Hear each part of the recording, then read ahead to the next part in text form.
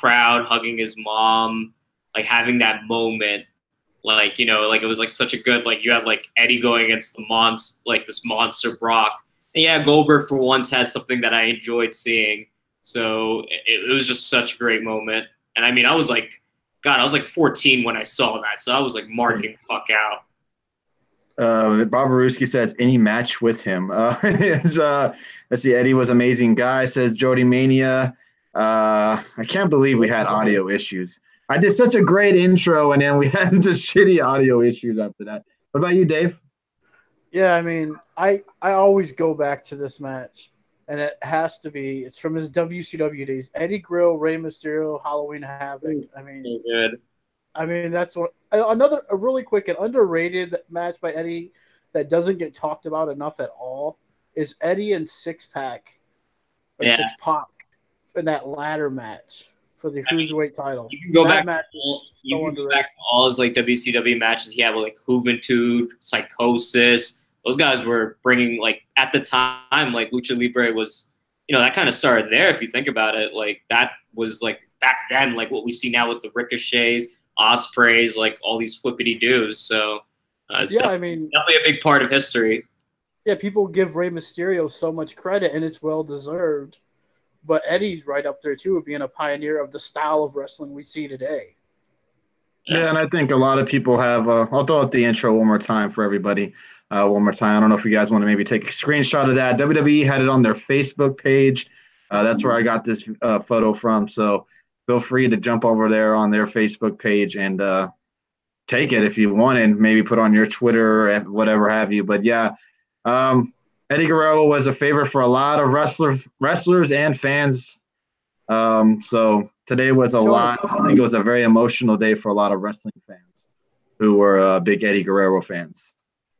I mean, it's you could argue that Eddie Guerrero was the top guy like 2004, 2005. Like he was like the face, you know, like he was just so over even as a heel. I mean, we were talking about earlier, like they were going to give him the title before unfortunately he passed away. Like he was just too damn over.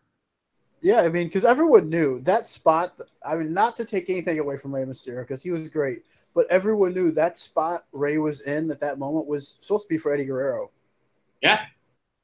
Yeah, and that's a sad situation. He couldn't overcome some demons, obviously, and drugs got the better of him. But I think we can all kind of – I know it's a little touchy situation when it comes to Eddie Guerrero and his passing. But I think we should just remember the good times of Eddie Guerrero at this moment, since it is his birthday, and relive how great of a wrestler he was on both WCW and WWF at the time. And he has some very classic feuds on both companies.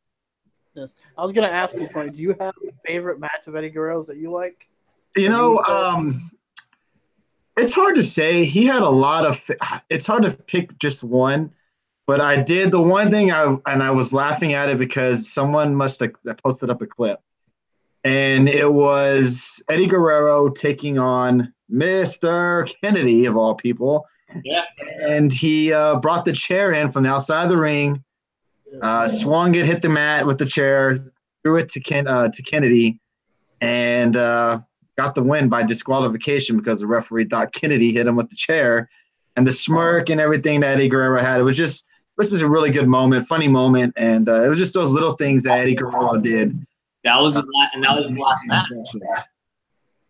Yeah, it's just I think we all have a special favorite match with Eddie Guerrero. Some people may have not watched wrestling back then when Eddie Guerrero was one of the most popular guys in wrestling. Thank God for the WWE Network that you can go back and look at stuff like that and relive some awesome moments with Eddie Guerrero himself. So, you know, I'm really glad we got signed up Eddie with that Rey Mysterio feud in WWE because for a while it was seeming like WWE just made him kind of like it's a comedic joke a little bit. I'm glad we finally got that killer heel Eddie when he was doing the whole "I'm your poppy" and all that. Oh, that was like we talk about some Joe, but Eddie flipped that switch. Like, he went in on that promo. Yeah, but even before that happened, though, it was like Eddie was just seen as kind of a comedic relief for a lot throughout his WWE run or WF run, you want to call it. He wasn't considered too legitimate a lot of times because it came off more of a joke. But I'm glad he got that side, and I loved his heel work in WCW. Yeah. Again, thank you guys for joining us. Thank you for the Super Hearts. Really do appreciate that. Thank you, Dr. Huge, Spees, and Danny for the Super Hearts. Thank you, Spees and Danny, also for being a donator on the Patreon. Do appreciate your generous donations over there. We appreciate that. If you don't mind, everybody, we do have a YouTube. We're live on YouTube as well as Periscope. Get the Tables podcast over on YouTube. Would really appreciate you guys jumping over there and hitting that subscribe button. We're over 80 subscribers, trying to get to 100. And if you jump over there and subscribe, please don't forget to hit that like button. We'd really do appreciate that as well. Yeah, Eddie and China. Yeah, you don't forget about them. That was fun. Yeah, they had an interesting little feud as well. So I still remember. Sorry, now you brought that up. I still remember the segment where Eddie goes to the Playboy Mansion, and he's like trying to storm in to prevent China from getting these pictures done. It was just classic Eddie. Like, he's been there, but yeah, definitely fun times. Yeah, some awesome moments with Eddie Guerrero for sure. I mean, really quick before we move on, how can we forget? It's not a popular thing to talk about, but one of my favorite moments is Eddie and Benoit embracing at the end of WrestleMania. Yeah, one of my favorite moments. That's honestly a very good call, because before that, like Jim Ross, like putting over everything, like Eddie and Chris like embracing, and he's like saying a 20-year journey for both of them. Obviously, it's shaded by what happened after, but still a moment for me. Oh my! Adam Austin says, or when he fed Big Show those laxative burritos. Yeah. Geez, man, the porn bots are live tonight, man, fighting for custody of a child. Yeah, Bobaruski, man, some very interesting and we could spend the whole show. Oh, definitely. Yeah, there you go. Truth and Loyalty just said it too. How about the segment when he gave Big Show a bad burrito? Yeah, I think Saturday we could touch a little bit more on Eddie Guerrero, because we could go on and on about Eddie Guerrero. He's a lot of fan favorite. Another wrestler who died young, unfortunately, with some evil demons. And we can just say that he had an awesome wrestling career. And if you need to go back and look at some of his matches, definitely go on the WWE Network or YouTube and check him out. Because we need to get into Raw. We need to get into SmackDown. Because who knows? This could be a 3-hour show the way we're Tony talking about Eddie Guerrero. Yes. So speaking of old stars, you ready to open up Raw? Yeah, let's open up Raw, where we had Triple H and Shawn Michaels come down to the ring to address basically what happened Saturday morning / night on the Super Showdown. And they recapped basically what happened.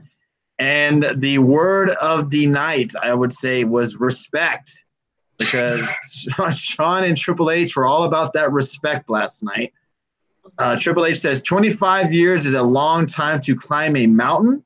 Says him and Shawn made it to the summit of that mountain on Saturday. Says, but there was an avalanche on that very mountain, and then it showed the recap. Triple H talks about respect, and Shawn adds that he and Triple H had a long time to think on the flight back from Melbourne. Shawn says that they got off the plane, and Triple H asked him, "Are you ready?"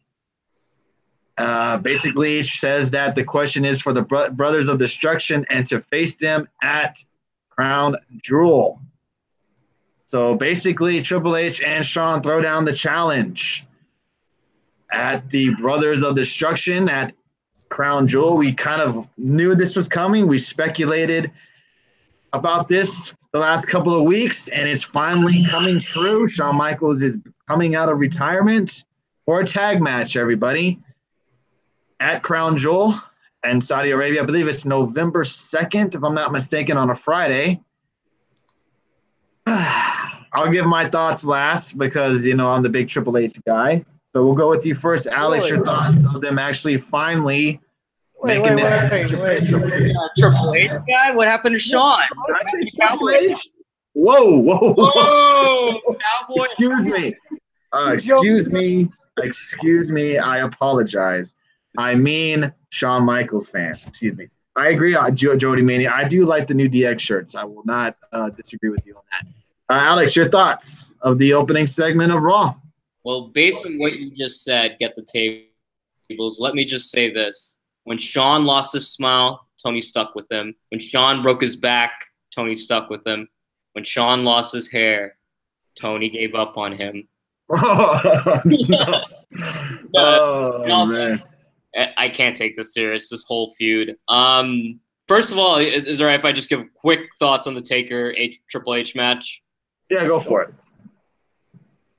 Look, it's the star powers there. I get it. I know we've talked about it, bitched and moaned about it.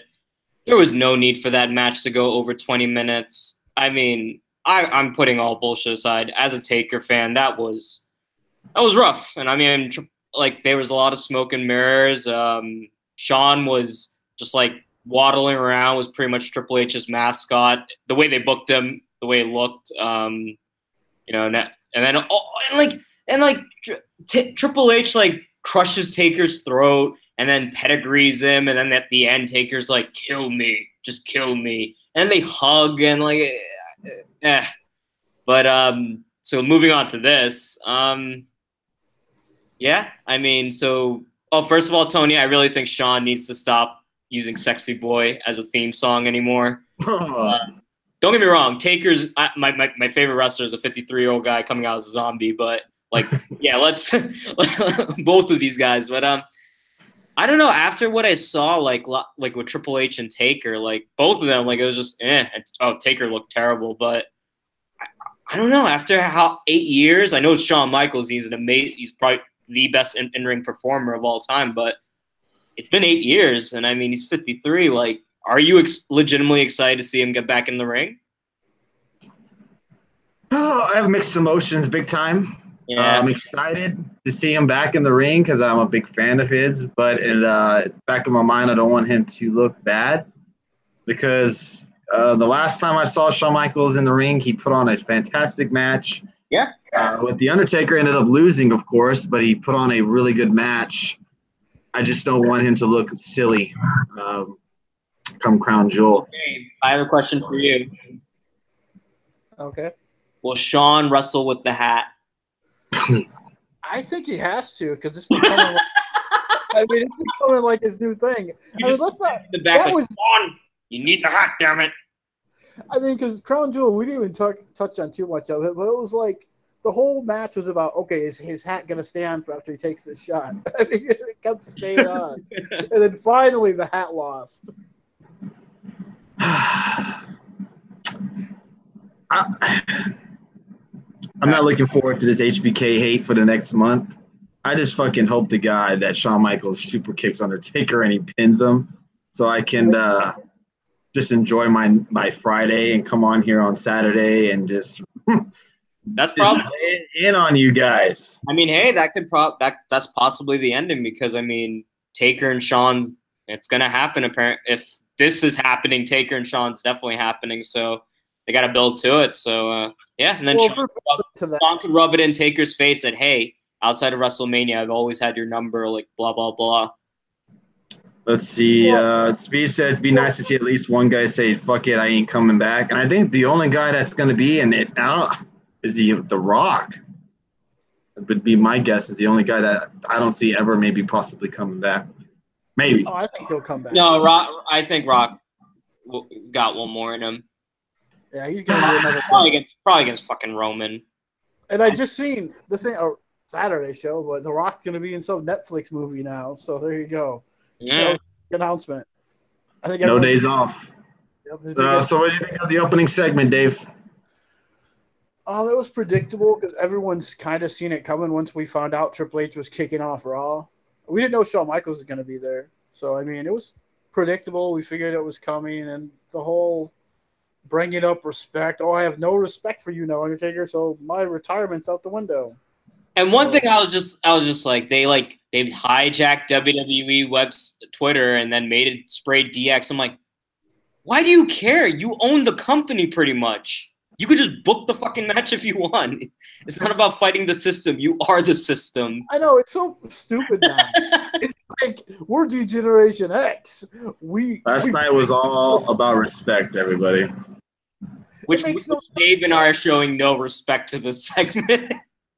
I'm sorry, it's stupid. I mean, like, you gotta show respect, Dave. To who? To your favorite Triple H? You're right, I should. Because that's what the damn first hour of, or excuse me, the first, 20 minutes the word of the hour? Was respect. Compared to what we got tonight. Okay, so yeah, so everybody be excited. Shawn Michaels, Triple H, excuse me, DX. They are DX, everybody. They're not Triple H and Shawn Michaels. They're DX, taking on the Brothers of Destruction. So will they be doing the crotch chop in Saudi Arabia? I don't think we're going to see the crotch chop there. I've got words for you. Saudi money. Yeah, pretty much. I mean, but let's be honest. If they're building to Triple H or Shawn Michaels and Undertaker again, we all know Undertaker's not going to get pinned if they lose the match. It's going to be Kane. Yeah, Kane doesn't even fucking want to be there. Kane didn't even do anything at the Super Show. He just sat there. He took a spot through a table and he was down and out for the whole rest of the match for the most part. I'm just like, wait, what? I'm like, thank you, Jeffrey Cross, for the Super Hearts. Thank you, everybody, for joining us tonight. Again, thank you for tapping the screen and hitting those hearts. Appreciate that. Just to add to that, it's the same reason as John. Like, Kane's like the mayor. I can't believe I'm saying that. But they don't want him to be injured, like risk getting injured. God. All right, so everybody, thank you again for joining us. Sorry for the headset audio delay, whatever that was at the beginning of the show, but I'm glad everybody enjoyed the intro. All right, so let's go to the next segment. I'm sorry? So, yeah, let's move on to something more interesting.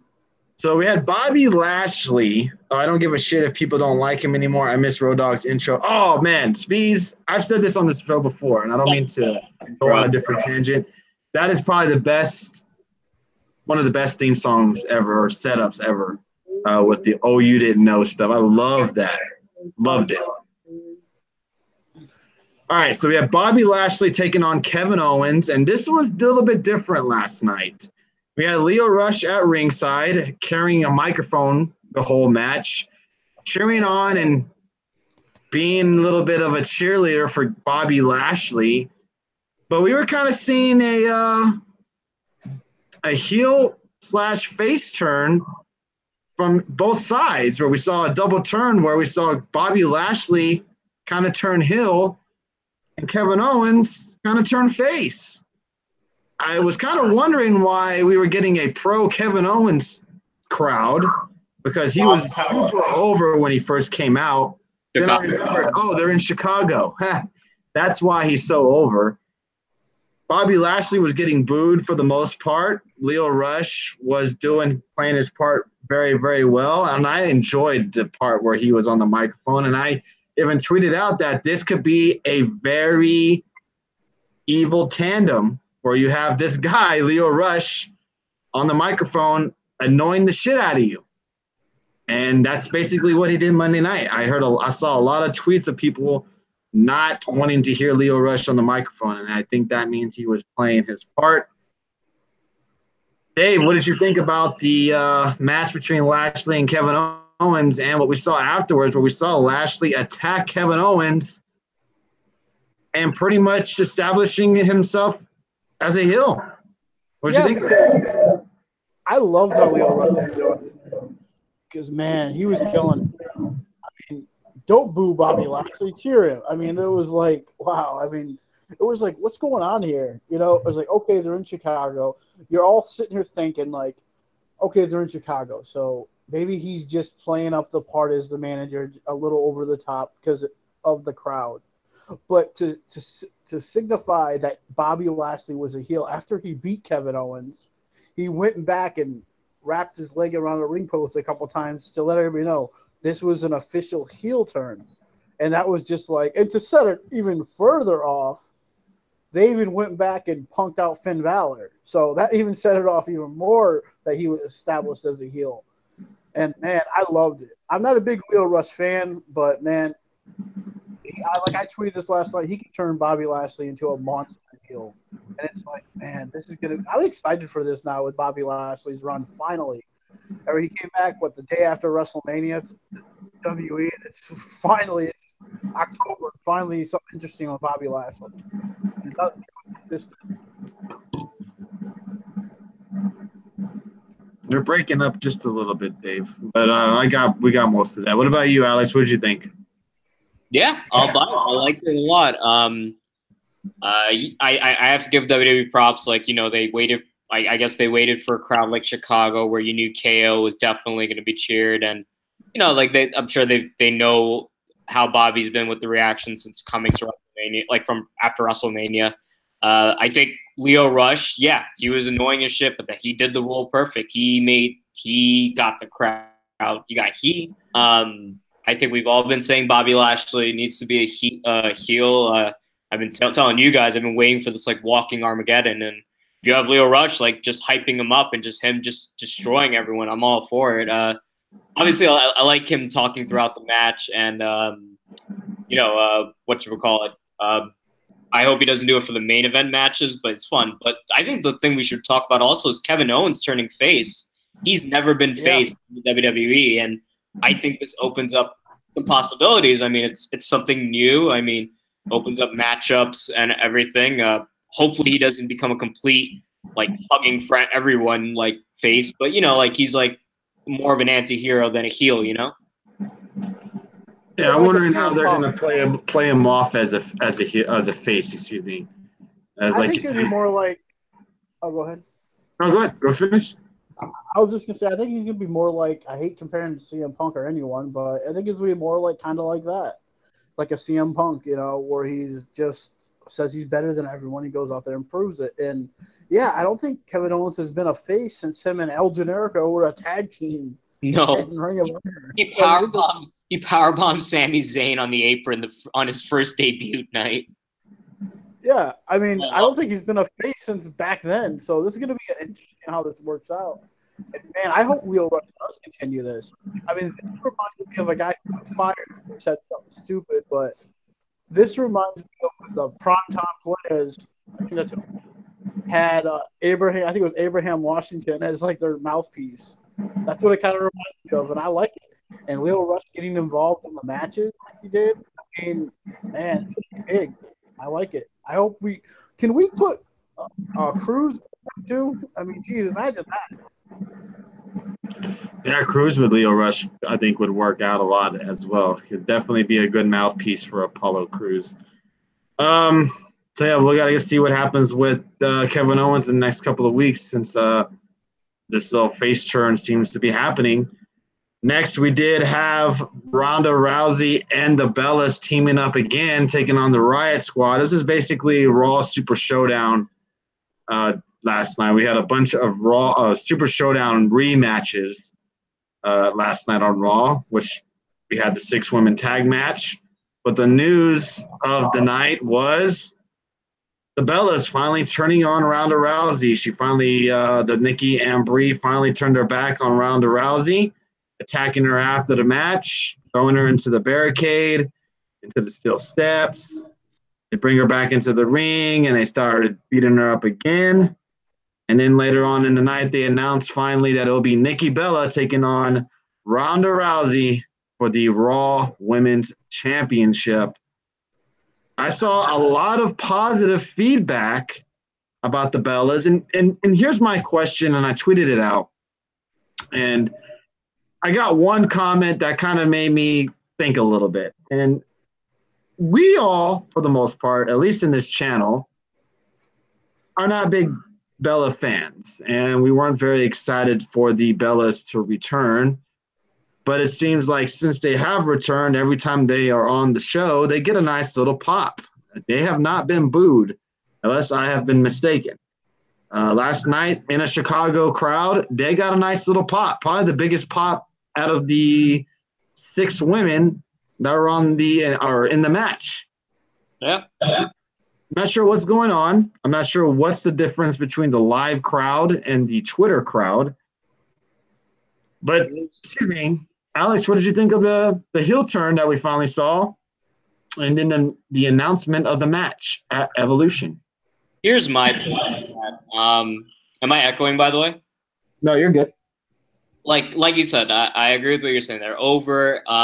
I think it's safe to say everyone in this chat, all of us are hardcore wrestling fans. We're up on a Tuesday night talking about wrestling, so safe to say that. So I think it stems from the fact that since when you had like they were like champions at a time where like women's wrestling overall in WWE was just like terrible. Like the Divas championship, like that butterfly title, the way it was booked, and who was the face of it?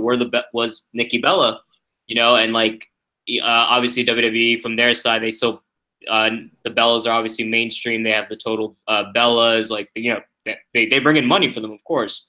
So they hyped them up, saying they credited for the women's revolution. So a lot of hardcore fans feel like that's just bullshit. They're just like marketing them as that, when it was really like people like AJ Lee, Paige, Emma, like all those who were against what the Bellas stood for. Like they got really mad about that. So I think that's just held over for years with the Bellas. Let's go to the chat before we get to Dave. Let's see. The X says they were booed at Super Showdown. Oh, were they? See, I skipped that match, so I didn't see if they were booed or not. Bob Ruski says Bellas slept their way to the top and keep getting pushed because their dad-in-law. What else? I'm tired of their Bob. Who's their dad? Titus. Johnny Ace. I don't think he even works there anymore, does he? I'm tired of their bipolar turns.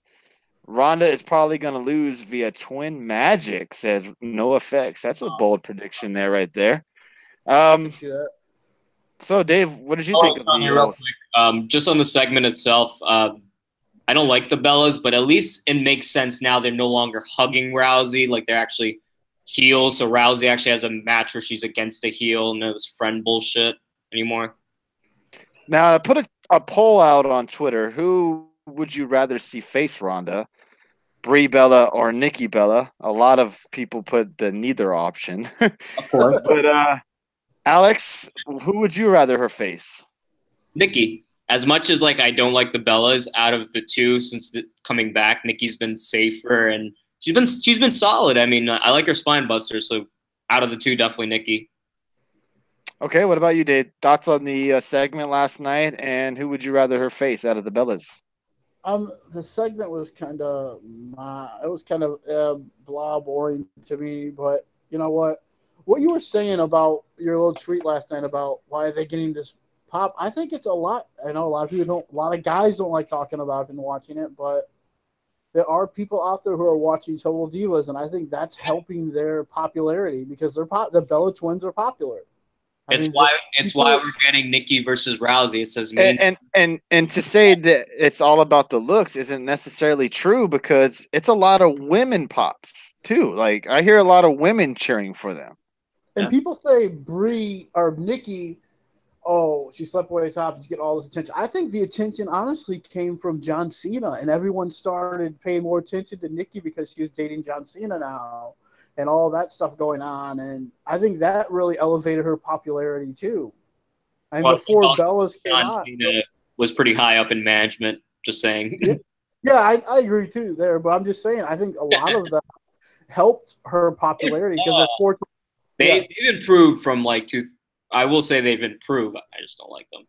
Let's see in the chat they say they are better as heels. I agree with you on that. Bellas are better as heels.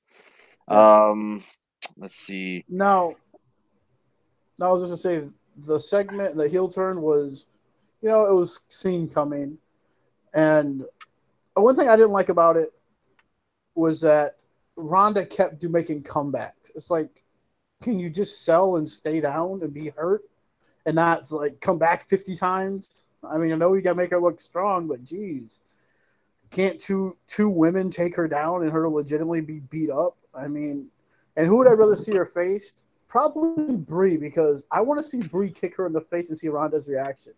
Oh God, that's what I want to see. Wow, damn, Bellas are better off my TV. Damn, y'all are vicious. See, like y'all are savages. I know there's only a few of us saying that, but it's just crazy that the majority of when the Bellas, at least what I saw on Twitter, when they were announced that they're coming back, was a lot of negative feedback. And a lot of negative feedback has been thrown on Brie, obviously, for obvious reasons. But it just didn't seem like they were very much liked by the fans that they were coming back and already getting slingshotted to the world title picture. But yet, every night they're on Raw, they're getting one of the biggest pops of the night. So it can't just be because their looks. It's got to be other things, involved as well. It is. I mean, it's their popularity and everything they do outside of wrestling. I mean, they're the Kardashians of the WE. They're not really talented in the ring, but they're huge on social media and they're huge on Instagram and everything else. I mean, that's really what it is. And they help WE get look. Total Divas, I think, is in its 8th season. So I mean, those girls are doing something right, and it's all the show is based around those two basically, and their significant others. It's based on those two girls basically. The whole show is so, and that's helping WE ratings. And when you bring them back to wrestle, they were popular. And hell, AJ was right, and these were along with Eva Marie when she was there. These were your typical divas, and AJ Lee was a wrestler. She wanted to be a wrestler. They were divas, just there to look pretty in a bikini, and that's basically what they were. Yeah, and DX actually has a good question in the chat room, and I tweeted out about it. I know Alex did as well, and it was Brie and Liv. Their nice little interaction last night in the 6-woman tag match, where you saw Liv pretty much throw out that frustration of Brie Bella hurting her and attacking her, throwing punches at her outside the ring, into where I'm actually hoping that they kind of, I know we don't really like it when they play off injury storylines and stuff like this, but this could actually maybe boost. What are you talking about? You guys are praising Sami Callihan and Edwards on Impact. No. You're playing off an injury. That's what you just said, right? Yeah. No, not me in particular. I don't care for it. But I know a lot of people do not like it because of the whole, they have their own reasons why. You know how the sensitive world is now. They don't like when people play off injury storylines and stuff like that. But anyways, that's what they're basically doing. That's what they're doing. No. It was a real mess up. Liv played the part where she's pissed off about what happened. She attacked. And I would love to see them have a one-on-one match at Evolution. And that's going around. And now here, and Alex, you weren't on the show. I think it was last month when Ruby Riott was injured and she was absent off of Raw. Yeah. And I even told Dave and people in the chat room as well that Liv Morgan has come a long way from when she first came to Raw. Kind of stale.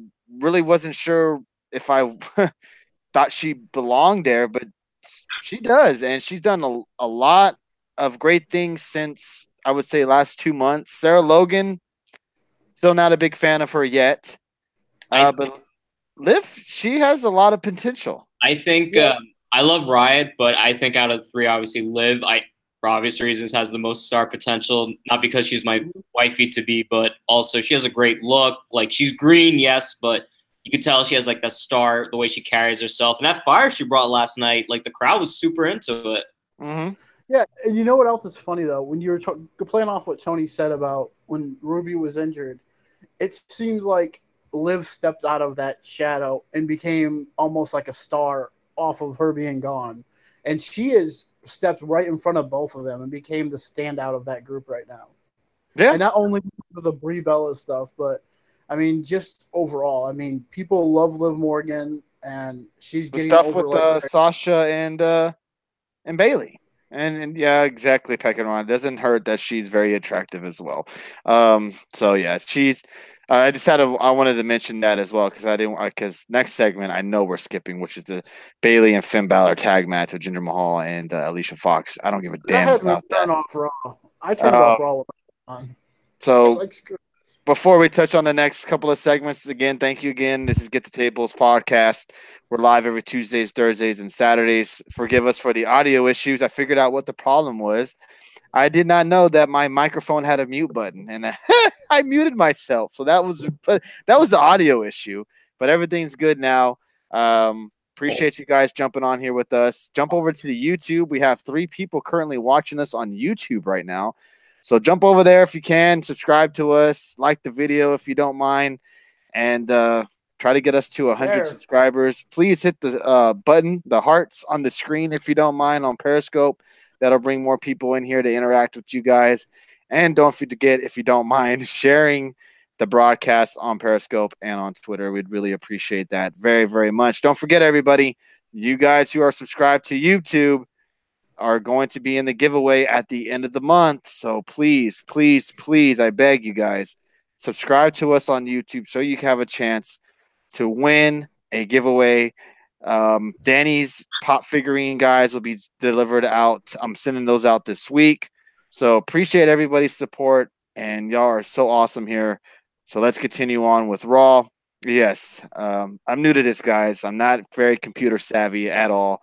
So I do appreciate you guys bearing with us. So we had a backstage segment with Braun, Drew, and Dolph Ziggler. Dolph tries to fire them up for tonight's match against the Shield. Drew talks down to Dolph for eating the pinfall in Australia, tells Dolph he should be the one pulling his weight around here. Braun yells at them and said he doesn't want to hear any more excuses tonight if they lose. After that, we saw a guy we haven't seen on Raw in a long time, which was Heath Slater. Heath Slater asked Baron Corbin if he can be in the World Cup Challenge qualifier. Everybody doesn't know that's going to have a WWE Global Battle Royal in Saudi Arabia at the Crown Jewel pay-per-view. So far, the contestants are Kurt Angle, John Cena, and Jeff Hardy. We'll get into more details of how those guys were entered. I think John Cena was just entered because he was John Cena.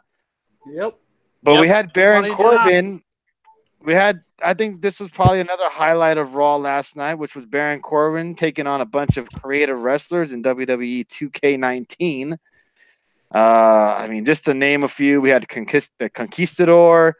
I can't even. What were some of the other names? I don't even remember. We had a guy wearing a fucking Hombre sin nombre.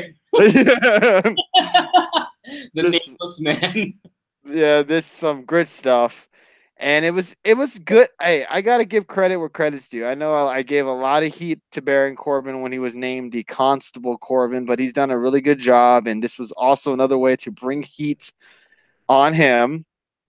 But the talk of the town was the Conquistador, who was dressed as Kurt Angle. You got that reversed, Tony. Yeah, Kurt Angle, excuse me, dressed as the Conquistador. That's right. Eliminates Baron Corbin, and now he will be going on to Crown Jewel in the Battle Royal to take on John Cena and Jeff Hardy and Randy Orton. What did you think of this segment, Dave? And your thoughts of the Kurt Angle stuff? I thought it was pretty amusing. To me, it was kind of obvious because anytime there's a conquistador in the WE, it's usually someone else under the hood. I mean, we can't forget Edge and Christian doing it against the Hardys. Yeah. I mean, but it was, you could tell it was Kurt Angle. I mean, go on. Like, you can't really hide that frame. I mean, you just can't. But I mean, yeah, it was Dave. It was what? You can't hide the bent knees. That's true. That's how I knew. Yeah. Oh, how his stat. Yeah, his posture, of course. Yeah. Then the German suplexes kind of gave it away too. It was like, oh, look at those German suplexes. Like, yeah, we're really supposed to believe that's not Kurt Angle. I mean, great commentary last night. That was awesome. But yeah, I mean, good for him. It's gonna. Unfortunately, this is gonna set up what me and Tony talked about, I think, Saturday, about possibly Team Corbin versus Team Angle at Survivor Series, which I could care less about. But I'm sure Corbin will get in there somehow. And man, really, this World Cup tournament we're getting in Saudi Arabia, I mean, would it be too much to ask for some young talent involved in this instead of everyone who is like in their 40s or close to it in this thing? I mean, everyone so far is announced are just legends or basically Hall of Famers who are in this. Why is Balor being the you're right. match challenge and not being in this World Cup match thingy that means nothing, but it's something? Isn't Balor in it? Because he's not a huge name. I think these guys, to me, who are in the World Cup Challenge or whatever the hell it's called, are guys that the Saudis know. Like, they know who Jeff Hardy is. They know who Randy Orton is. They know who Kurt Angle is. They know who John Cena is. Finn Balor, they probably don't know who the fuck he is because he's never used. No, instead they want Yokozuna. Right. So it's just. Yeah, and exactly, Bob Roos. They have no diversity. There's really no foreigners in it at the how moment. cool would this be if this was just a tournament filled with 205 Live guys? That would be even better, in my opinion, because it would be showcasing. That's what the King of the. Even though this is similar to King of the Ring, Dave, it would be similar. Go ahead. Sorry, but if you think Saudi doesn't know Finn Balor, they're sure as hell not going to know 205 Live. I know, but I'm just saying, as a fan of like how they used to do the King of the Ring, not so much of that. But, you know, when they used to use that to build up new stars, these guys are all made stars. They're probably all Hall of Famers. Yeah, they are Hall of Famers. I mean, Kurt Angle is a Hall of Famer, and he's in this thing now. I mean, it's just the people in this are just kind of ridiculous to me. It's like, hell, someone even tweeted last night, why not put some people from NXT in this? How do we subscribe on YouTube? Just go to YouTube, go to Get the Tables podcast, and you'll just be able to hit subscribe right there. Just as easy as 1, 2, 3. The only diversity we're getting is Rey or Nakamura. Yeah, yeah, that's pretty much it. Yeah, very true there. But I will say this really quick: there are some intriguing matchups we could get. Possibly seeing John Cena and Kurt Angle again all these years later. I mean, and who doesn't want to see Randy Orton versus John Cena again? Oh God, yeah, that's the one match hookup I can't wait. So yeah, Kurt Angle looked good though. He was moving around in that ring very good. It was night and day from what we saw from Kurt Angle at WrestleMania to the Shield shit. I mean, he looked really good last night on Raw. Hey, what's up, Bliss? How you doing tonight, dude? We had Nia Jax taking on Ember Moon after that. You guys have any thoughts on this? What's Nia Jax's purpose on Raw? That's it. No clue. To me, Raw and SmackDown both were using people who weren't really involved a lot in Saudi Arabia. That's what they were doing. Who weren't going to be too jet lagged. Oh, you know? I guess that's what it came off of. Go ahead. And I guess if there's a talking point to get out of this, what are the rest of these women going to do for Evolution? Like someone PWM tweeted, he's like, I smell a battle royal coming for everyone else. Oh, definitely. Battle royal. I'm curious to hear or see how many matches is going to be on this card, because I'm assuming, is it just a 3-hour pay-per-view or is it a 4-hour? I think 3, because so far we have the title match, the tag team match, NXT, UK, the Mae Young Classic. That's 5 matches right there. So that's like a takeover if you think about it. So you think like a takeover, like 2 hours? Oh, that'd be great. But then you got to like throw in the battle royal. Stephanie McMahon standing in the ring for 40 fucking minutes, like bringing all the women out. Triple H saying the women did this, like like everyone kissing each other's PR ass. Thank you, baby girl. Now, I have 4 hours. Now, I have no problem with Triple H taking credit for being happy about this stuff more than Stephanie, because he actually is the one who started all this. Oh, Stephanie's gonna be booed like in that stadium. I can't wait. A bunch of tag matches, yeah. I just hope that we don't get a shit show, and I'm curious to see. I know it's kind of a stupid question now, but I'm actually curious. After what we got with Becky and Charlotte and the stipulation added, do you think that's the main event, or do you think they'll go with Rousey and Bella? That's Rousey and Bella. Rousey and Bella, even though Flair and Becky's the hottest thing right now. They could steal the show. They really could. I think that's going to be the match of the night. No, I mean, there's no way there's going to be another. I mean, other than the Mae Young Classic final, yeah, I'm sure that'll probably might give it a run for its money. But I just but I agree. It's going to be the whole feud around them too. It's going to be hard to beat. There's no match. Yeah, there's no match that I'm not going to say what the Mae Young Classic final is because we already know what it is. No effects. Stephanie invented women's sports. No effects with the line. That's the line of the night saying Stephanie invented women's sports according to WWE. That's very, very true. last night, another thing happened where another match was announced at Evolution. Actually, a match was changed.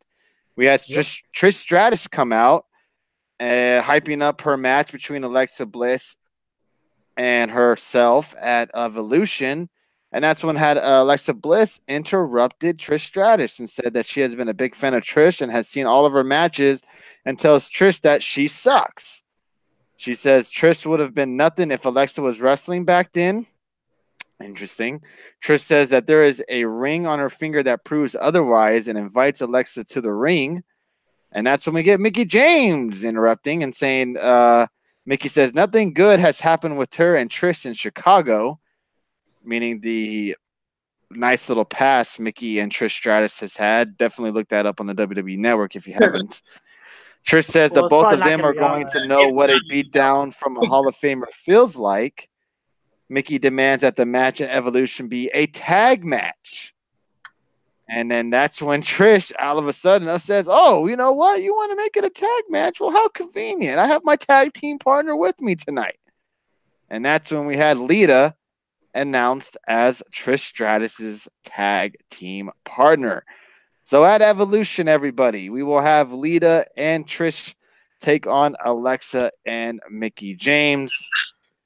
Alex, your thoughts of them making it a tag match, and why do you think they went with a tag match instead of Alexa Bliss taking on Trish? Oh no! Oh no! I hate this so much. What does Cassius have to do with this? It's just, I hate this so much.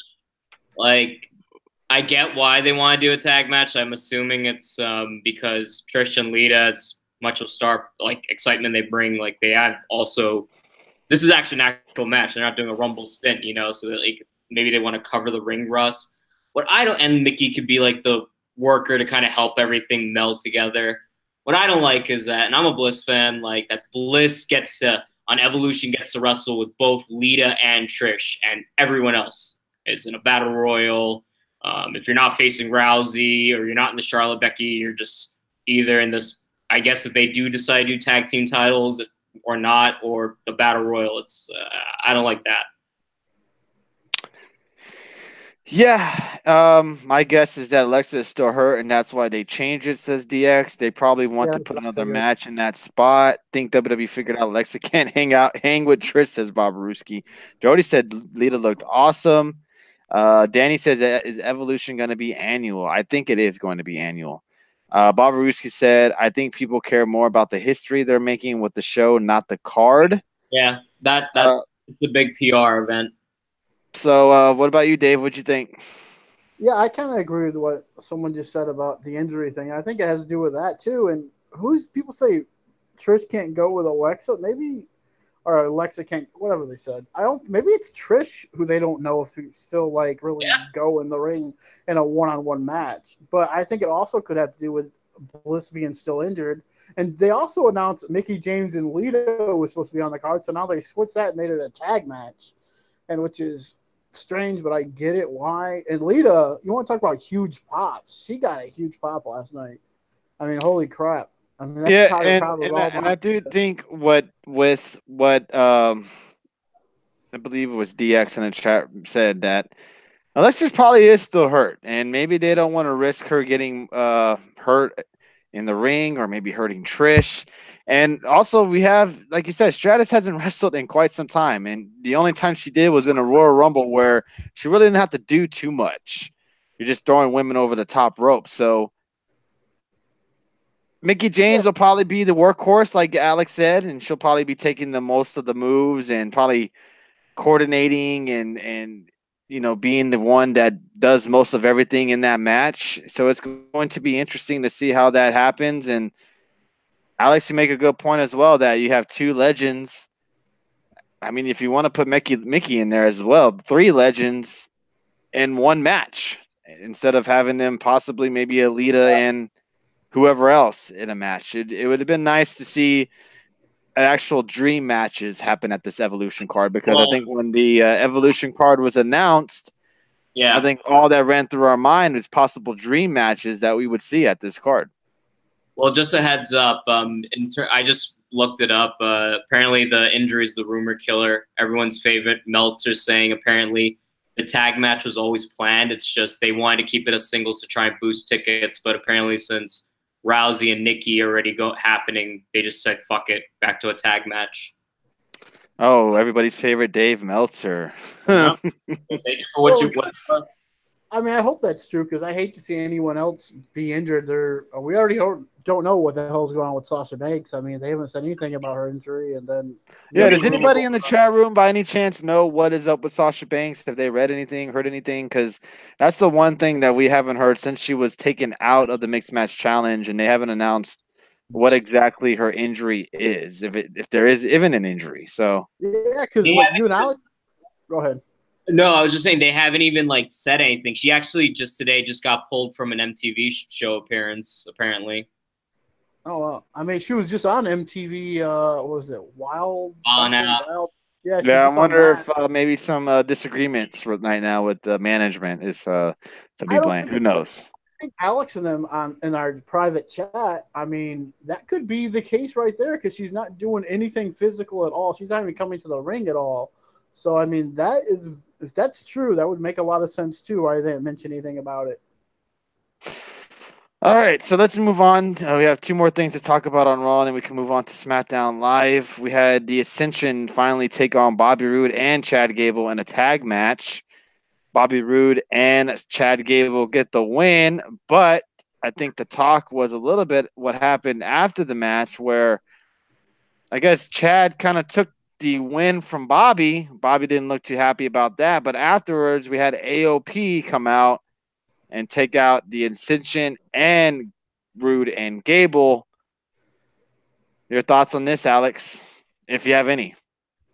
I was hoping that there would be a second Bobby turn, but I guess I have to keep hoping. Only one Bobby a night. AOP gets booked, and I guess leading to AOP squashing Roode and them. I guess this leads to Roode turning heel. I don't. It's not that I don't know. I just don't care. Dave? What about, here's a wild scenario that is possible but unlikely. Okay. Chad turns on Bobby. And AOP came out, attacked them. It could be a good match. But Chad turns on Bobby, and Bobby's getting beat up by AOP. And out comes James Storm to make the save. I mean, how cool would that be to see Beer Money reunited on Raw? I mean, that'd be really interesting. It'd be awesome, but like you said, pipe dream. Yeah, but okay. But I think this could be a good tag match if they let them do it instead of letting AOP just squash them. But I mean, it's better than the B team facing AOP for sure. Right? Yeah, exactly. I agree with you on that. All right, so we got the main event of Raw. We did have Paul Heyman come out, which we hadn't seen Paul Heyman in a while. He says here he is here to see a fight as he watches the six-man tag main event. Says he finds it ironic that Braun and Roman had to beat the hell out of each other in Australia just to do it again tonight. He says Brock is not watching because he is sleeping in his own bed and training to get back the Universal title as well as the UFC heavyweight title. He says Roman is a part of a workhorse stable and Braun has to worry about weak links on his team. He says Brock doesn't have to worry about anyone else but himself. Paul says Brock will be the Universal Champion once again, and that's when the Shield comes out. What is this? A random pop-up from Paul Heyman before the main event of Raw, just popping up. Well, they were in Chicago, so why not? Popped up, reminded everybody about Brock Lesnar. Oh, don't forget about Brock, everybody. This led to the main event. And I tweeted out, this was a very interesting ending to Raw last night. We saw the Shield lose, and we saw Dean Ambrose. Was it him? Yeah, Dean Ambrose took the pin, correct? Yep. And he didn't seem too happy, and he walked away from the Shield, from Rollins and Roman Reigns. But our boy Brennan After tweeted out earlier today that he thinks the most interesting storyline out of that last night's main event was the possible stare down or the possible breakup of Braun, Ziggler, and McIntyre, especially the stare down between McIntyre and Braun Strowman. What was your thoughts of the main event of Raw last night, Alex? And what did you think about the two groups kind of teasing a breakup? I tweeted the stare down between McIntyre and Strowman. Don't give Daddy's boys credit. No. So yeah, it was an interesting ending. I'm glad. Hey, they are protecting McIntyre like crazy. I mean, good for him to get the win. And yeah, I love the stare down between Braun and Drew. Like Braun's like, just like about to kill Ziggler. Drew's like, yo, we got a match, and like Braun's just staring at him. So that's a fun tease because it's like how long. I know like Dave will enjoy this, but how long have we been seeing the story with the Shield where they're together, and then Seth hits him with the chair, and then Ambrose cashes in, and then Seth and Dean fight. Like it's good to see something different, like between Drew. It's something fresh. I like they keep teasing the Dean storyline, so interesting ending. I didn't mind it. Dave, just another week, and the Shield against Strowman and Ziggler. Another week of the same old crap. Ambrose isn't turning on the Shield anytime soon. Yes, they're teasing it really hard, but I mean, Ambrose isn't going to leave them. I hope he does, honestly. I hope he does turn on them, but I don't think it's going to happen because everyone's saying that TLC is being promoted as a 6-man tag between these 6 guys. So I mean, we're still going to be seeing this. So I mean, it's still another 2 months of this crap. But I'm just so sick of these same guys. And of course, they probably will all break up eventually because let's be real, Strowman isn't going to stay in a team because he's going to be going for the Universal title.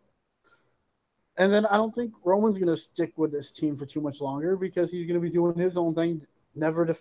Funny how we want the Universal title on Raw, but yet it's never defended on Raw. And that's why people say we can't have the title defended on Raw because Brock's the champion. Well, it's not defended on Raw now.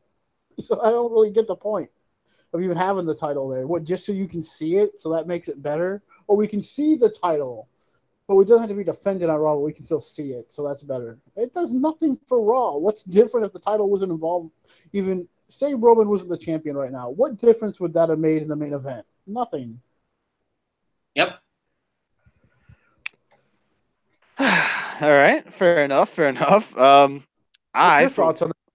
I thought the main event was good. I actually, for one, enjoyed Raw last night. I actually thought Raw, for the most part, was pretty good. I enjoyed it. I enjoyed a lot of it. I enjoyed some of the storylines that we're getting out of it. Yeah, we got a lot of the same shit we got from the Super Showdown. It was basically Raw Super Showdown. But I enjoyed a lot of what came out from Raw. And next week's Raw looks intriguing to see what.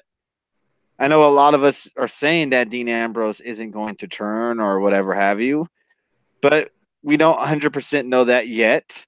So it's going to be interesting to see what and how they play off of what happened last week at the end of Raw. Aren't you guys getting a little sick and tired of having the tag titles and the IC title all tied up in the same feud? I don't even know if they're going to be defended at Crown Jewel. Probably not. There'll probably be another tag match. Saudi Arabia, they had an IC ladder match. I don't even know what's going on now.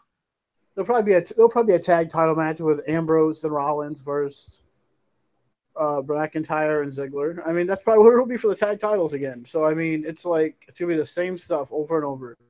And this right here, ladies and gentlemen, is why I prefer SmackDown over Raw. I mean, the first hour of Raw was good, and that was about it for me. Okay. No Effect says Raw will be at his hometown next Monday. Oh, that'd be awesome, man. Hope you go and enjoy it. Bob Rusi says, forgetting how great these 6 men put on all together. Exactly.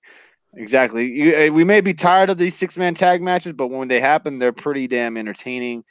There's no question they put on good matches, but when you've seen it consistently, every week, I mean, we want to see John Cena and Randy Orton, even if they have a good match again. I mean, do you really want to see that again? No. Even if the matches are good, it's like Rollins and Ziggler over and over. You get sick of seeing the same thing. Right. I feel you. And that's what we're getting. I mean, the same exact crap. Let's see. All right, so let's go with the ratings. Dave, your ratings for Raw last night are? I'll give it a 1 for the first hour. Damn. All right, Alex. I'll give it a 2.5. It was definitely one of the better Raws. I'm gonna give Raw a 3. I thought it was a pretty solid, entertaining Raw from top to bottom. It had its kind of low points, but I thought there was more high than lows.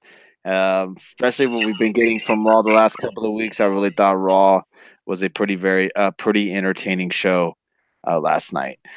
All right, so let's jump over to SmackDown Live, where we saw a lot of interesting matchups tonight. We saw Samoa Joe take on Jeff Hardy. We saw the return, everybody, of the Big Show to take on Randy Orton for a shot to be in the World Cup tournament challenge, battle royal, whatever the fuck it's called.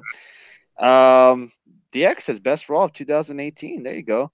Look, Bob Ruski says, so did you guys get sick of seeing Rock and Austin Russell every fucking time too? See, he makes a good point there. No, hell no, we did. It was fucking Rock and Austin. Roman Reigns and Braun Strowman and all these other 4 guys are not Rock and Austin. I think it all depends on preference. You're not a Roman Reigns fan. You never were. You never have been. You don't like him. Hey, to be fair, I didn't like Austin or The Rock either. So yeah, but I just think there was some different type. Maybe if you were younger, maybe Roman would. Oh, that's completely. I don't know. That's a good point you bring up, Tony, because today, as we're older as wrestling fans, we look at wrestling completely differently than we did when we were younger. You know, we look at it completely differently. Like now we look at stuff, oh, that's stupid and corny. Why are they doing that? You know, but back then we didn't think about all the stupid stuff they were doing.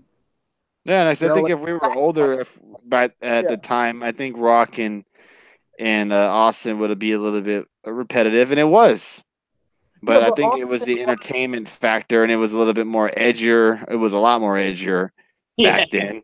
So, I mean, I'm sure if they had that same type of, if they were able to be edgier and stuff like that, I mean, maybe Roman Reigns would be a little bit more popular than he is. I think he would be.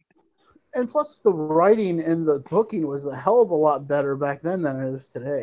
Right. Like I said, it's all preference. You know, Bob Ruski's a Roman Reigns guy, so he's gonna like, seeing Roman Reigns and the spotlight and having these type of matches. You're not, so you'd rather see other people be put in that spotlight. It's all about preference. I thought, for the most part, we've seen 6-man tag matches the last 3 to 4 weeks. But when they put them on, they're pretty damn entertaining. I'm not sure which match was better, but I did think the storyline coming out of Raw with the Dean Ambrose stuff, yes, a lot of people don't think he's going to turn, but we don't 100% know that for sure. And it's going to be interesting to see what happens in the next couple of weeks. All right, let's jump into SmackDown, where we had Becky Lynch take on Charlotte Flair for the SmackDown Women's Championship. And the stipulation is if Becky Lynch did get disqualified, she would still lose her championship.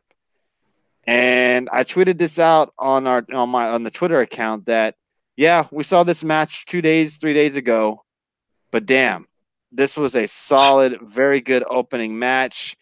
I know Alex wasn't very much a fan of the ending to it, where we saw a double countout.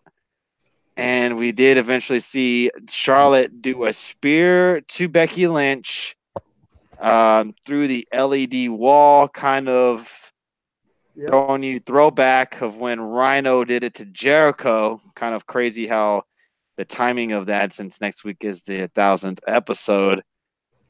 But we saw a double count out. But then the big news was later on that Paige announced that since we can't seem to get a winner between the two, and I thought maybe we'd see a cage match, she announced another first, everybody. WWE is all about the firsts of everything.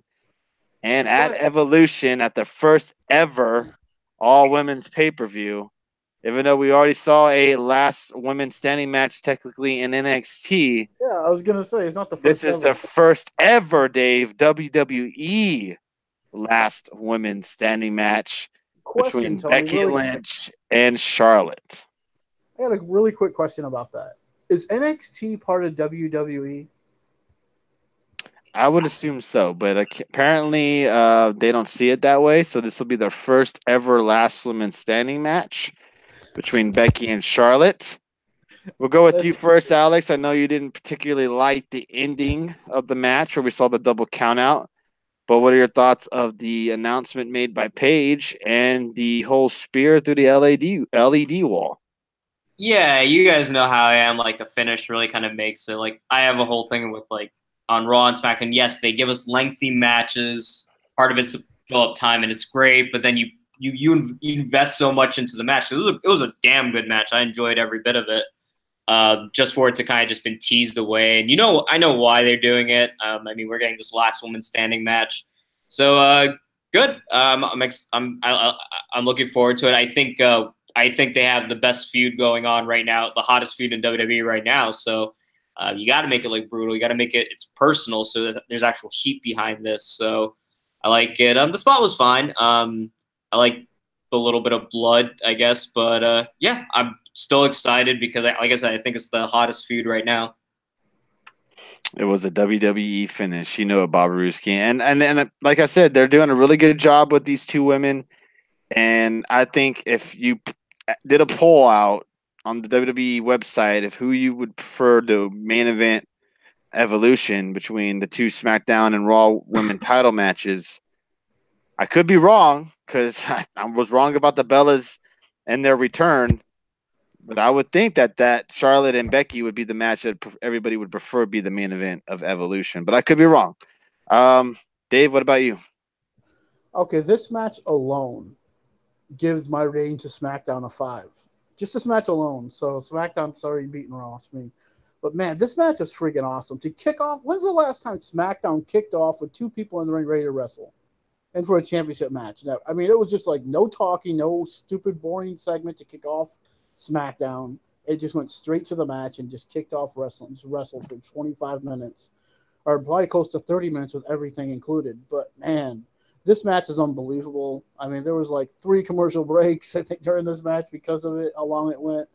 I loved it. I don't even care that there was a no finish. And I'm usually a big opponent. I hate no finishes, but this match, I didn't even care because it was so good. It was like one of those, this could be like a match of the year candidate type thing, because even though it was a no finish, because man, it was so good. And then the whole little homage to Jericho and Rhino, I like that, how they did that. And man, I love this match, and I can't wait for the match at Evolution because they can steal the show. And man, Becky and Charlotte, I mean, their chemistry in the ring is off the charts. I mean, how good this match was. The near falls were unbelievable. Yeah, they've been doing a really good job with that particular feud the last couple of really weeks. Quick, I think this was the best match they've had since they've wrestled each other, since they started. This is the best match. I would have to agree with you. I think it was way better than the one at Super Showdown, that's for sure. What's up, Brandon After? Welcome to the show. Thank you for popping in. Brandon After, another contributor to the Grit the Tables podcast. Again, thank you, everybody, for joining us. If you haven't already, please, if you're new to the show, please hit that follow button and on our Periscope. If you're not already a subscriber on our YouTube, please jump on the YouTube and hit the Get to Tables podcast in the search browser and subscribe to us, please. We're trying to get to 100 subscribers. And don't forget, everybody, at the end of the month, we'll be doing a special giveaway on our Saturday show, talking about the Crown Jewel show, which will be a Crown Jewel post show, November 3rd. Will be our giveaway that night. So everybody who has subscribed to the YouTube channel will be able to be eligible for the giveaway, and it'll be a really good one. And we're going to be doing a Christmas giveaway in December. That one's going to be probably $100 gift card to the WWE fan shop. So please, please, please hit that subscribe. And if you're new to the show, please hit that follow button. We'd really, really appreciate it. Oh, Ray's contract is full-time too. Well, didn't he say he wants the part-time option with WWE? That's the last time I read that he was I think he had some type of agreement to where he can leave the WWE before a 2-year contract. I think he can leave before it's up.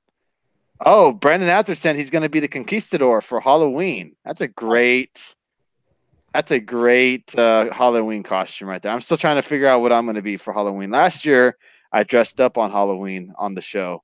Not sure if I'm going to be doing that this year, since the show will not be follow on Halloween. It'll be on the night before, but we'll see what happens. Next, we had Jeff Hardy take on Samoa Joe. Winner qualifies for the World Cup tournament, Battle Royal, whatever the fuck it is. Tournament. And Jeff Hardy picks up the win over Samoa Joe. We were just touching on Samoa Joe on this past Saturday night. Like, what the hell is going to be next for Samoa Joe? He was announced for this match. Kind of figured. Right, the match was stopped because of his knee. I figured Joe would win. Look, you're branding out there, you're an asshole. But Jeff Hardy picks up the win. They're playing off the Samoa Joe knee injury. Alex, your thoughts? I mean, I hope, like, just in the back of my mind, that Joe's not actually injured, because I mean, you know, like we said, like with Joe, I think I said it over the weekend, like, you know, Joe losing this feud, like, kind of feels like the Nakamura of the fall season. Just, you know, like you don't know where we don't really know where he goes from here. So, and the kind of the way they booked him, like tapping out and then like now kind of playing the I can't compete type of thing. I'm not the biggest fan of the booking. I guess I just hope it just leads to something. I'm sure we'll talk about it Saturday. So Joe teases next feud, so we can talk about it then. Yes, we'll definitely touch on the Saturday night. Don't forget our Shoot the Shit episode 25 will be this Saturday night, everybody. Dave, what are your thoughts on this? I think it's just a Jeff Hardy way to get him in a match without getting too hurt. And plus, it gives Joe kind of a loss without really taking it. He lost, but did he really lose type of thing? Mm-hmm. You know, I mean, did he really lose the match? No. So, I mean, it helps Joe. And then Jeff Hardy's, no offense, Samoa Joe fans, Jeff Hardy is the bigger star. More people know Jeff. It seems like the Saudi Arabia show is all about big names, and Jeff Hardy's a big name. Oh, definitely in Saudi Arabia. He's one of the big names. Yes, over Samoa Joe, believe it or not, everybody. Next, we had probably one of the most talked about segments on SmackDown Live, which was Miz TV. He had both AJ Styles and Daniel Bryan on the show. DX has asked in the chat, has Samoa Joe ever won a feud ever getting since being called up? No. That's my point. Has not. Not since Finn Balor. AJ Styles, Daniel Bryan and AJ Styles are both back into the ring. Daniel says he's glad AJ thinks he's better than him because he wants to be a worthy opponent, and nobody has proven more worthy because he has defended the championship for over 300 days, night in and night out, and has earned the right to think he's better than everyone else. Bryan says he's glad AJ thinks he can beat him because deep down he knows he can beat AJ Styles. Styles says no disrespect, but since he's come back from his injury, it's not like Daniel Bryan's faced anyone who's phenomenal, kind of taking a shot at The Miz. Bryan says the WWE Championship match at Crown Jewel is the reason he fought so hard to come back from retirement. He never said what his dream was. It wasn't to wage psychological warfare or reunite Team Hell No. His dream was to come back for one thing and one thing only, the WWE Championship, and the only thing standing in his way is AJ Styles. Styles says he's not moving, and Miz says it's about time something happens, and Styles asks Daniel how it felt to punch Miz in the face. Miz explodes and says Daniel Bryan stole his championship opportunity. He beat Bryan at SummerSlam and beat him week after week. Miz calls AJ another Daniel Bryan with an accent. Miz then says he doesn't care who wins that Crown Jewel. He's got next, and tells Styles to take that smile off his face because tonight he's facing the superstar who beat Daniel Bryan last week. So next, you're skipping the most important part. Yeah. What was that? Was that the shot that he called AJ Styles? Yeah, man, that's the big thing. That's the biggest thing. I don't have it on here. So basically said you want and you wonder why you never main event. Take a look in the mirror. Yes. That title is not irrelevant at all right now because of you. Yeah, he went to town on AJ Styles tonight, and it was a pretty good segment. Alex, your thoughts of the segment and the match between AJ Styles and Shelton Benjamin?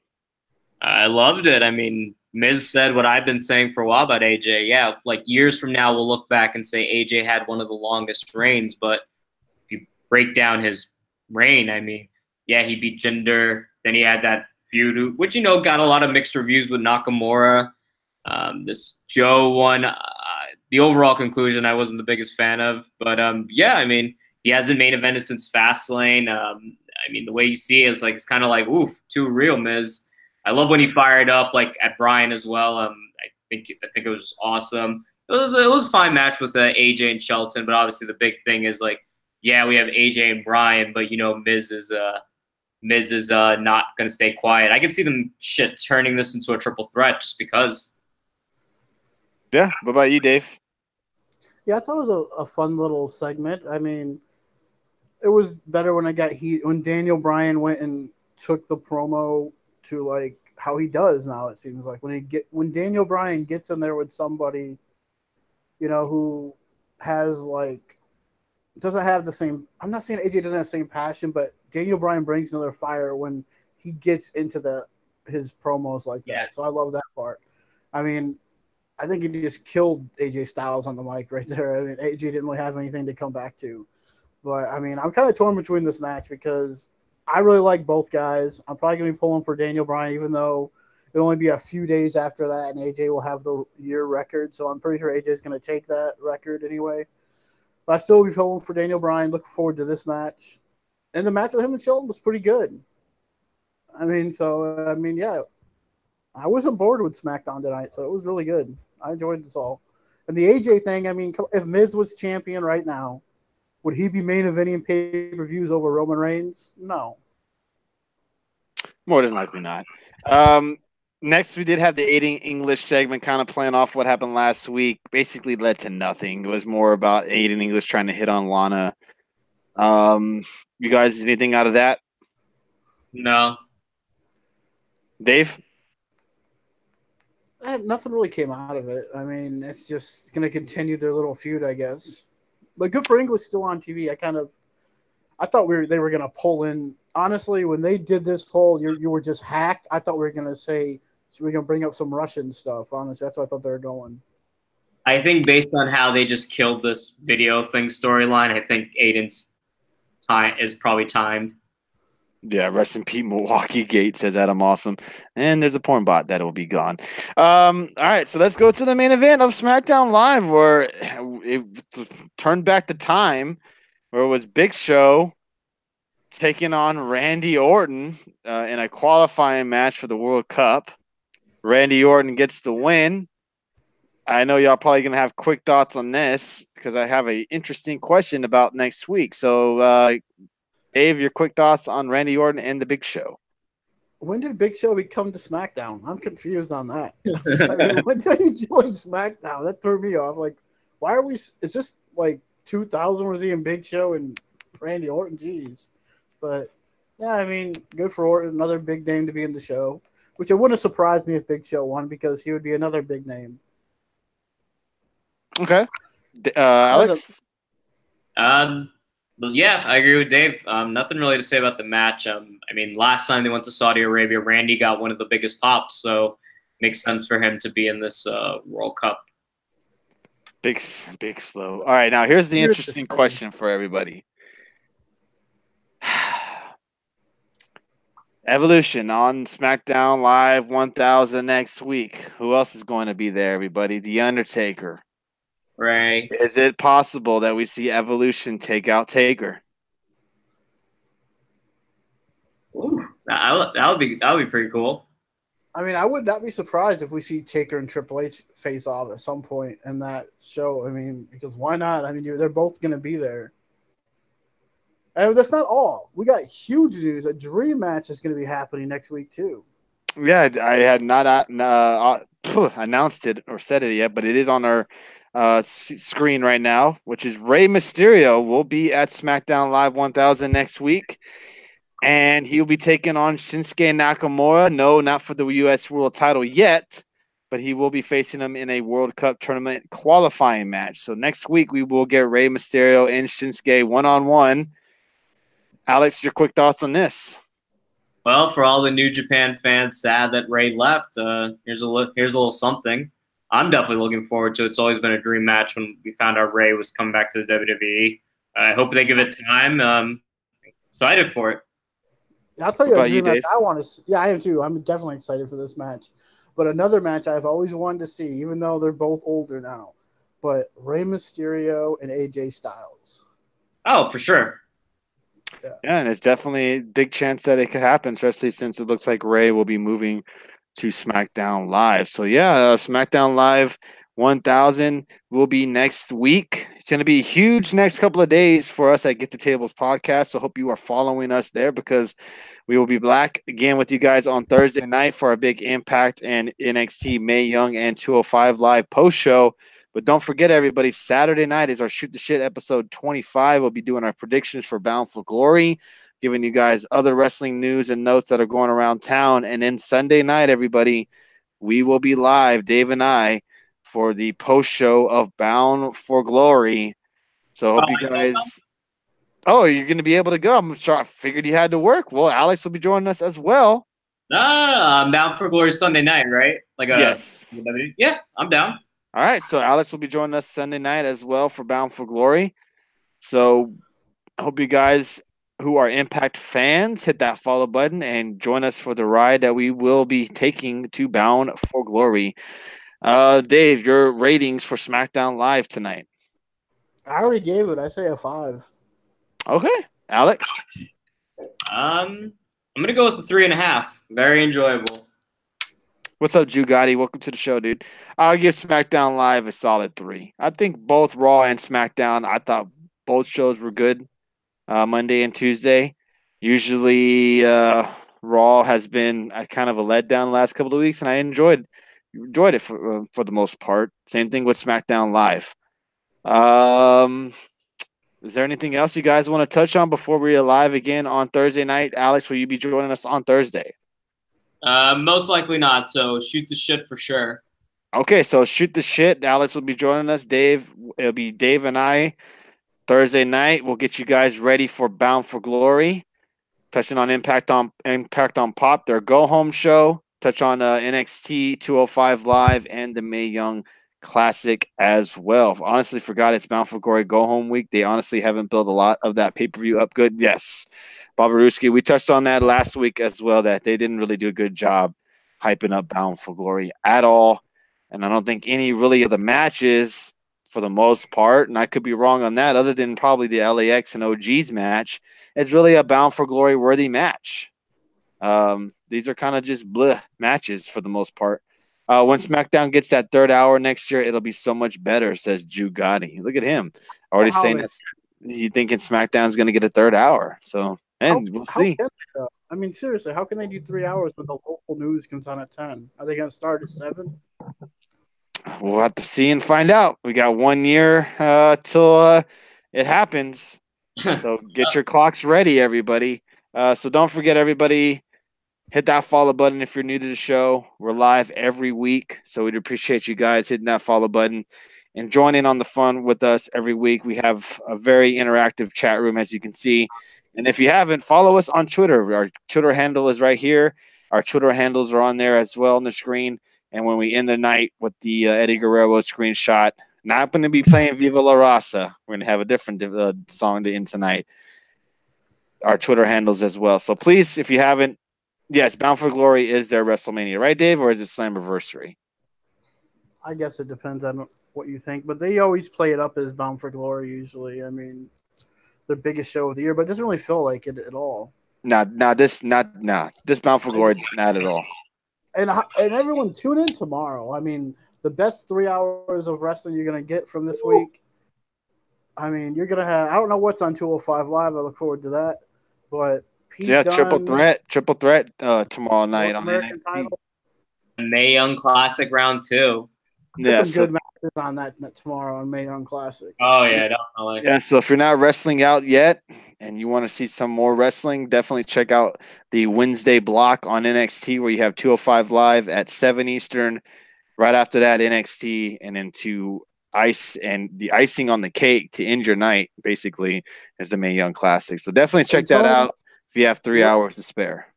Really quick before we end, I'm not going to say who it is, but we've talked about it in our chat. But the person who's joining 205 Live now, I can't wait because hopefully they get booked a lot better. Yeah, there's going to be a new wrestler onto 205 Live. That's just a little tease for you guys. A new Raw main roster guy is going to be debuting on 205 Live. So we won't spoil it for you guys. That's just got a little bit more of an incentive to check out 205 Live. If you haven't followed the Bizarre one or Alex, I'm sure they'll be live tweeting tomorrow night shows. I think Bound for Glory will be a solid show that's going to sneak up on you. Okay, Jugati.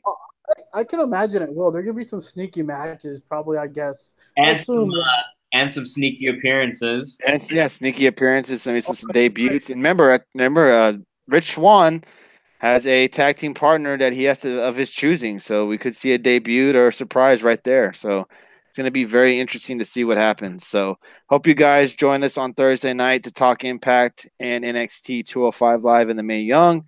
Shoot the Shit episode 25 will be airing Saturday night.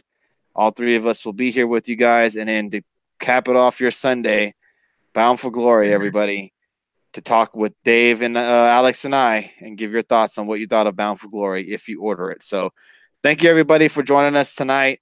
Appreciate you guys sticking with us the whole night. I know it's almost getting to that midnight hour on the East Coast. So thank you guys for joining us. Sorry for the Okeo needs surgery, says Jeffrey Cross. Oh, boy. Oh, no. It's not good to hear on the end of the show. So we'll be touching on that more on Saturday night, I'm sure, once more news comes out on that. Jeffrey Cross with some bad news to end the show. But thank you guys for the super hearts and the hearts in the chat room. You guys are awesome. Thank you, Jeffrey Cross, Dr. Huge, Spees, Danny, and Michael Berry for the super hearts. Much, much appreciated. Thank you, everybody who joined us tonight. Kevin, Truth and Loyalty, Jeffrey Cross, Alice, Adam Awesome, Peckinrod, Junebug, a.k.a. June Gotti, Jose. Who's this? This looks like that's a bot. Come on now, bot. M. Let me see what your name is. Primal Work One, Jimmy Brockweiser, Mads Fan, Jody Mania, Bliss. Thank you guys for joining us tonight. Oh, no, all good, Jeffrey Cross. I was just joking with you. TNA delivered over the summer. They'll be good. I hope Drew Gotti. We've been very, very high on Impact Wrestling. I think last week was our first time we were kind of negative towards Impact ever on our show. So thank you guys for joining us. Appreciate everybody's support. Alice, thank you, everybody, for coming in here. We're going to end tonight with some music and the photo of Eddie Guerrero.